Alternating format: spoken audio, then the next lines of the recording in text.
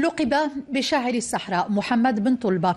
أبدع في نظم الشعر العربي والحساني خلال القرن ال19 بمنطقة تيرس في الصحراء. بقصائده كان يضاهي الشعر الجاهلي. الموضوع شكل أحد محاور ندوة الدخلة حول التراث الحسانية. زكريا عبد المجيد ونزار بحوت. على مر العصور ظلت مكتبة التراث الشعري الحساني زاخرة بالمؤلفات التي نظم فيها شعراء الصحراء قصائدهم بالعربية الفصحى وبلغة بني حسان.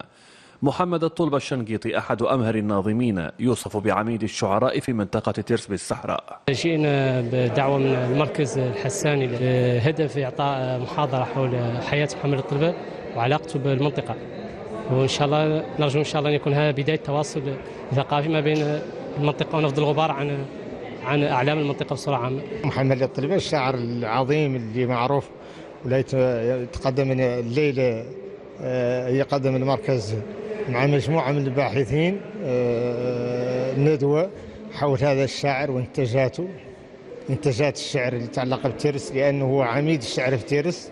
خلال هذه الندوة التي نظمت بدعم من وزارة الثقافة تمت إماطة اللثام عن تراث الشيخ محمد الطلبة ابن القرن ال19 في منطقة تيرس بين جنوب المغرب وشمال موريتانيا.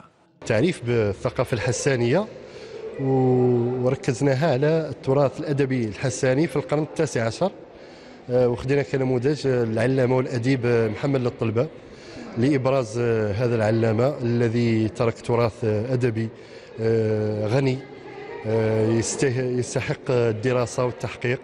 نظم شعراء الصحراء للقريض ضاهوا فيه شعراء الجاهلية الأوائل، فتمكنهم من لغة الضاد واستلهامهم للصور الدلالية من البيئة الصحراوية أعطى لشعرهم جمالية أكبر.